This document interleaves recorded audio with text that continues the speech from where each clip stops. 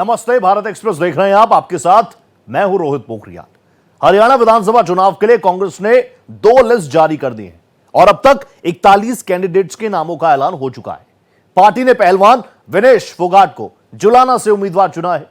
कांग्रेस संसदीय दल की चेयरपर्सन सोनिया गांधी की मौजूदगी में लिस्ट पर मुहर लगी। पूर्व मुख्यमंत्री भूपेंद्र सिंह हुड्डा को एक बार फिर से पार्टी ने गढ़ी सांपला किलोई सीट से टिकट दिया। बीजेपी ने अपनी पहली सूची में 67 कैंडिडेट्स का ऐलान किया था। हालांकि कांग्रेस ने पहली सूची जारी करने में कुछ देर बाद ही इस राना से पार्टी विधायक बलबीर सिंह की उम्मीदवारी अलग से घोषित कर दी। ऐसे में कांग्रेस ने कुल 41 सीटों पर उम्मीदवारों के नामों का ऐलान कर दिया है।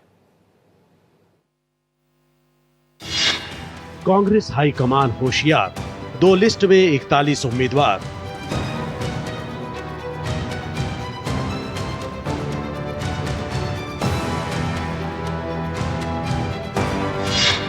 राहुल से लेकर सोनिया गांधी, दिग्गजों ने की माथापच्ची।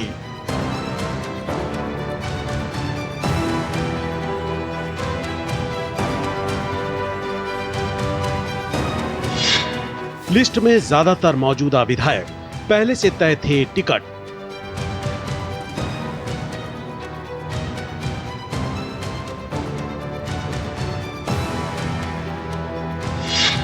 कई सीटों पर चेहरे बदले, सभी गुटों को साधते चले।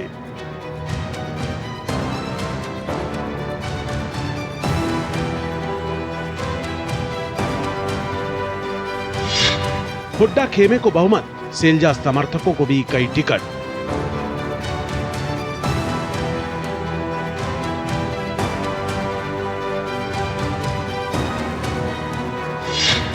नू हिंसा में फंसे 4 एमएलए, लिस्ट में सभी के नाम मिले।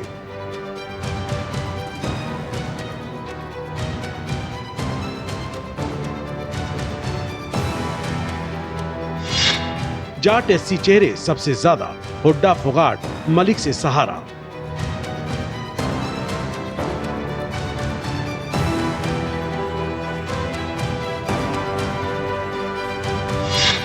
सात घंटे पहले कांग्रेस ज्वाइन, विनेश फोगाट को जुलाना से टिकट।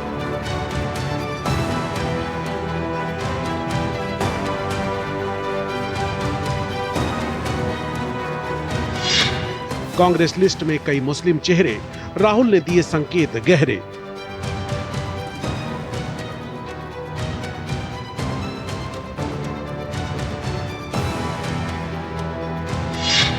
जाटलैंड मुस्लिम बेल्ट साथी, कांग्रेस के सामने कई चैलेंज बाकी।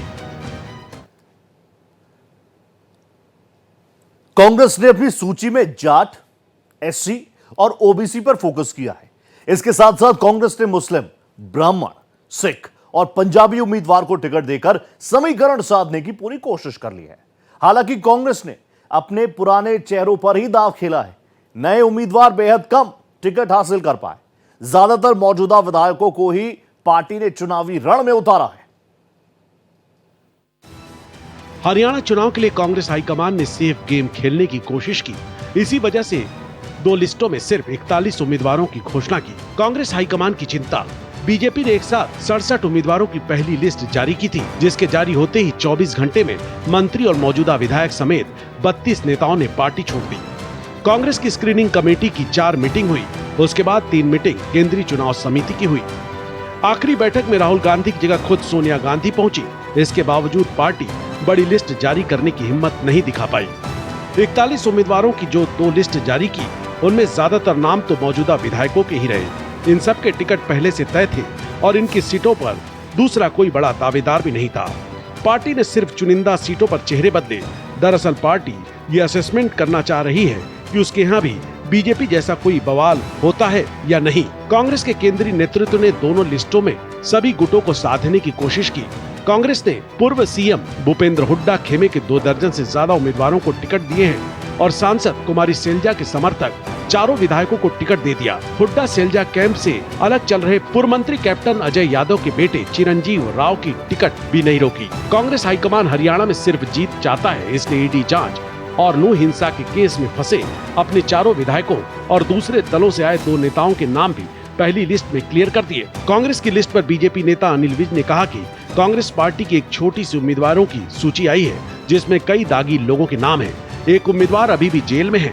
भूपेंद्र सिंह हुड्डा के खिलाफ मामला चल रहा है, जिसमें संपत्ति जब्त की गई है।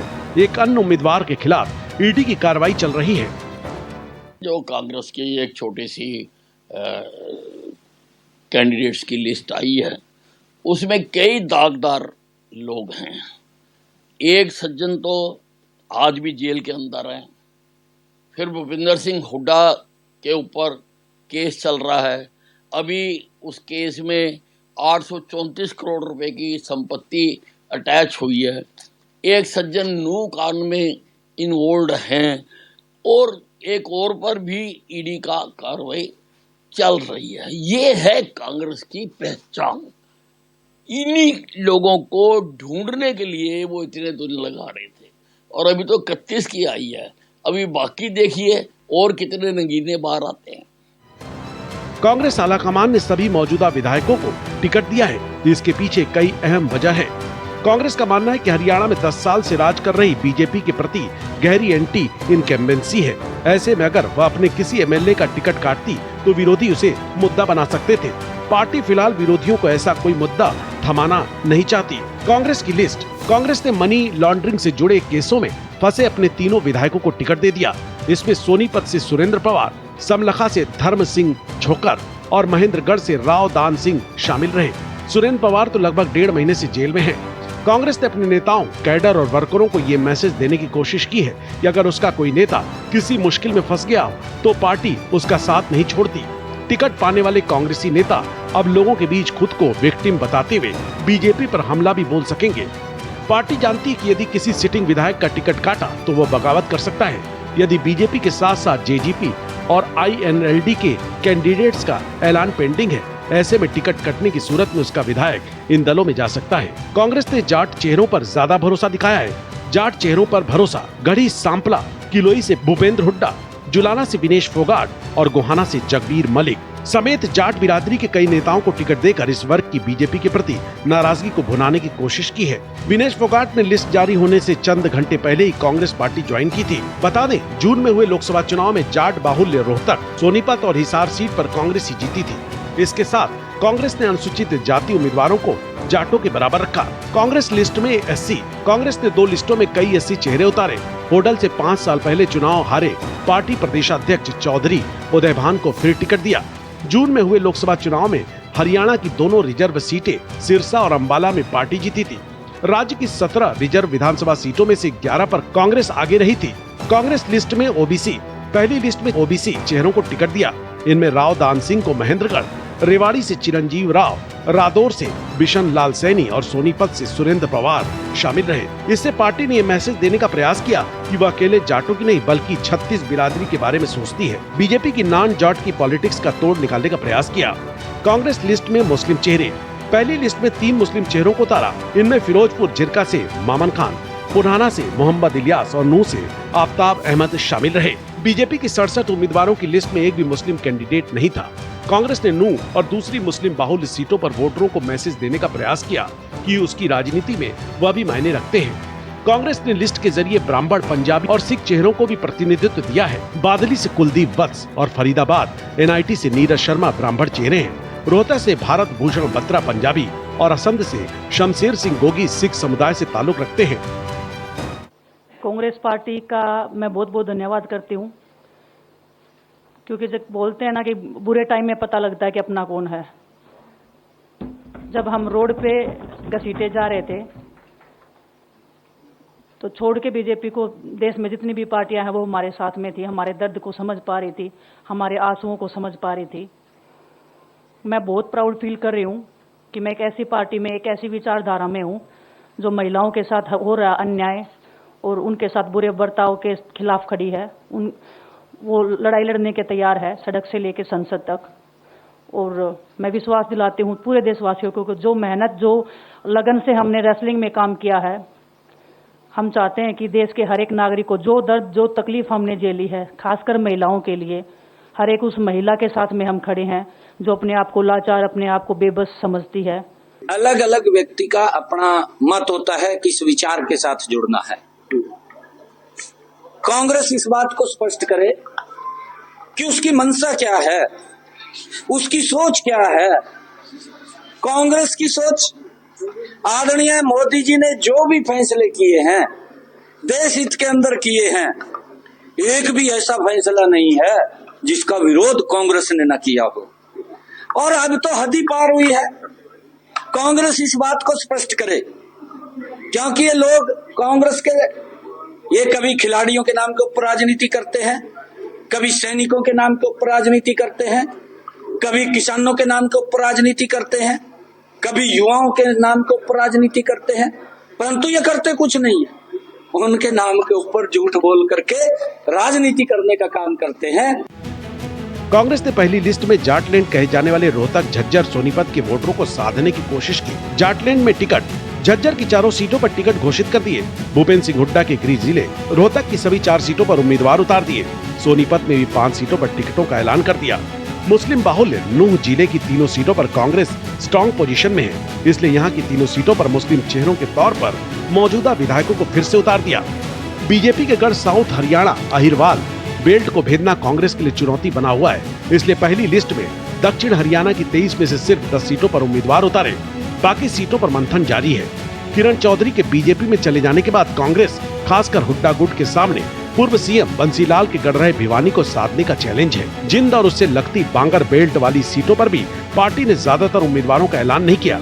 यहाँ सर छोटू राम के नाती और वरिष्ठ नेता चौधरी बीरेंद्र सिंह का प्रभाव है। कांग्रेस ने बीरेंद्र सिंह के बेटे ब्रिजेंद्र सिंह को उचाना से टिकट दिया है। हालांकि बीरेंद्र सिंह बाकी सीटों पर भी अपने समर्थकों को टिकट दिलाने के लिए गोलबंदी कर रहे हैं।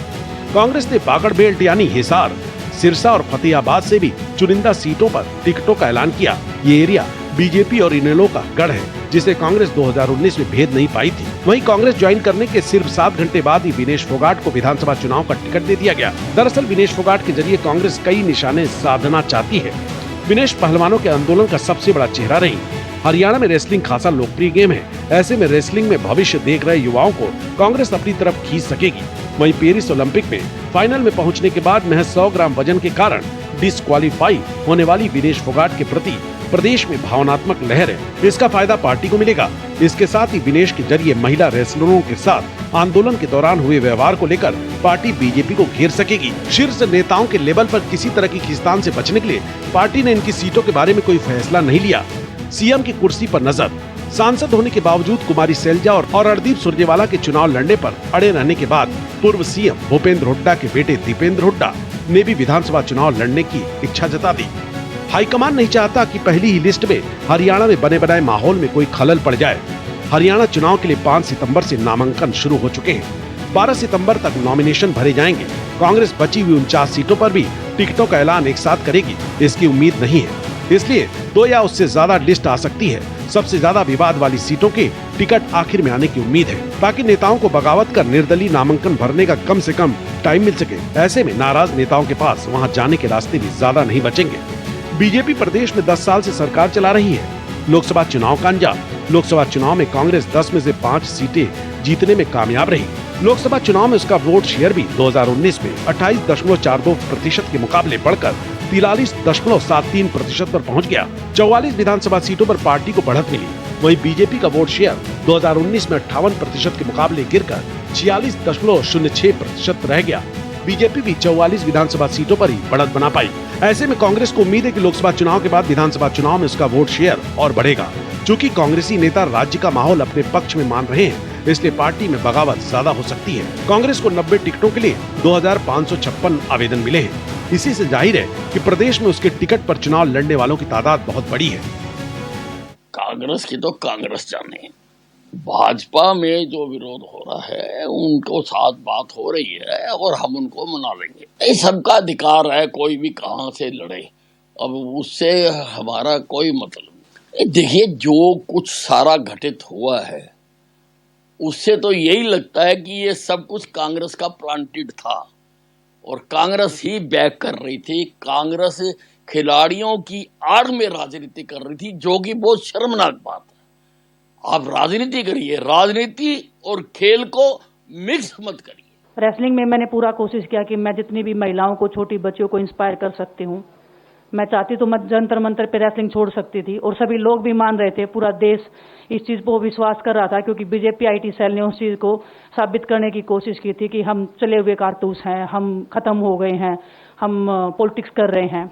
एक चीज़ मुझे पता है कि जब मेहनत आप करते हो तो ज़रूरी नहीं कि आपको उसी दिशा में मिले, कई बार दूसरी चीज़ों में भी आपको वो फल मिल जाता है।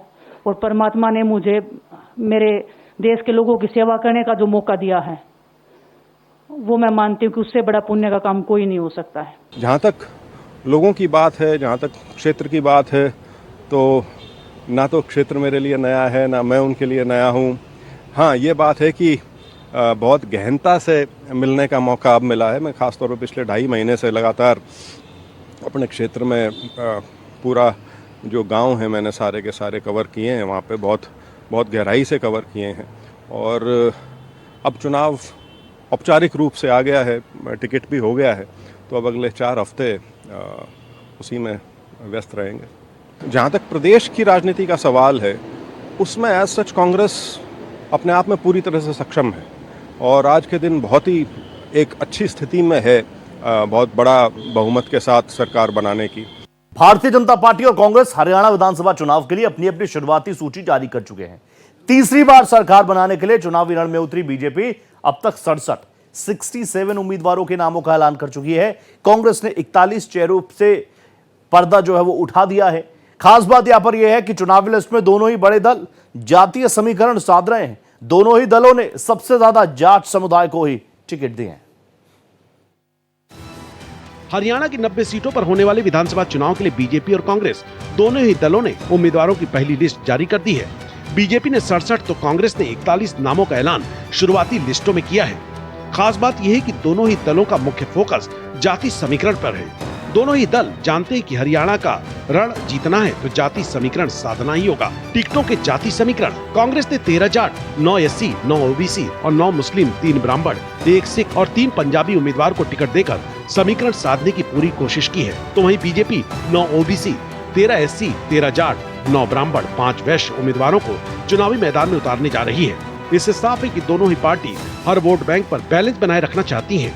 कांग्रेस और बीजेपी दोनों ही पार्टियां साइलेंट वोटरों यानी कि महिलाओं पर पूरा ध्यान दे रही हैं। कांग्रेस ने 41 उम्मीदवारों की लिस्ट में 6 महिलाओं, तो बीजेपी ने 67 उम्मीदवारों की लिस्ट में 8 महिला उम्मीदवारों को टिकट दिया है। महिला उम्मीदवार, कांग्रेस ने जुलाना से विनेश फोगाट, नारायणगढ़ से शैली चौधरी, कलानौर से शकुंतला खट्टर, साढ़ौरा से रेणु बाला, झज्जर से गीता बुक्कल को चुनावी मैदान में उतारा है। वहीं बीजेपी ने आरती सिंह राव, मंजू हुड्डा, श्रुति चौधरी, रेणु डावला, शक्ति रानी शर्मा, सुनीता दुग्गल, संतोष सरवन, कमलेश ढांडा को टिकट देकर महिला तबके को साधने की पूरी कोशिश की है। कांग्रेस ने हरियाणा की रीढ़ माने जाने वाले खिलाड़ियों पर चुनावी दांव लगाया है। विनेश फोगाट को जुलाना से टिकट मिला है, तो वहीं बजरंग पुनिया को अखिल भारतीय किसान कांग्रेस का कार्यकारी अध्यक्ष बनाया गया है।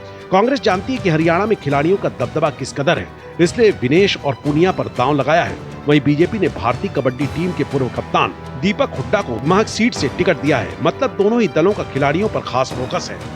हरियाणा की राजनीति में जाट वोट बैंक कितना मजबूत है ये सभी जानते हैं। यही वजह है कि बीजेपी और कांग्रेस दोनों ही दल इस समुदाय को नाराज नहीं करना चाहती। बीजेपी 13 जाटों को चुनावी मैदान में उतारने जा रही है, तो कांग्रेस ने भी 13 जाटों पर दांव लगाया है। कोई भी दल इस खास समुदाय की नाराजगी झेलना नहीं चाहता। कांग्रेस ने अपने ज्यादातर मौजूदा विधायकों को फिर से टिकट दिया है। शायद वो अपने जिताऊ उम्मीदवारों को नाराज नहीं करना चाहती। यही वजह है कि राव दान सिंह पर फिर भरोसा जताया। भिवानी महेंद्रगढ़ सीट से लोकसभा चुनाव हारने के बाद भी उनको फिर से चुनावी मैदान में उतारा जा रहा है। पूर्व सीएम भूपेंद्र हुड्डा समेत ज्यादातर विधायक एक बार फिर से हरियाणा के रण में अपना दांव आजमाएंगे। कांग्रेस ने हरियाणा में 3 मुस्लिम चेहरों पर दांव फिर लगाया है। पार्टी ने मामन खान, मोहम्मद इलियास और आफ्ताब अहमद को टिकट दिया है। ये तीनों फिलहाल विधायक भी हैं। ये तीनों फिरोजपुर, झिरका, नूह और पुन्हाना से मौजूदा विधायक हैं। उनके सारे कांग्रेस राज्य के मुस्लिम वोट बैंक को साधने की कोशिश कर रही है। हालांकि बीजेपी ने किसी भी मुस्लिम चेहरे पर दांव नहीं आजमाया है। कांग्रेस ने अपनी पहली लिस्ट में नए चेहरों पर बहुत ज्यादा भरोसा नहीं जताया है। जुलाना से विनेश फोगाट और शाहबाद सीट से रामचरण काला, इन 2 नए चेहरों पर ही दांव लगाया है, जबकि बीजेपी ने करीब 30% नए चेहरों को अपनी पहली लिस्ट में जगह दी है।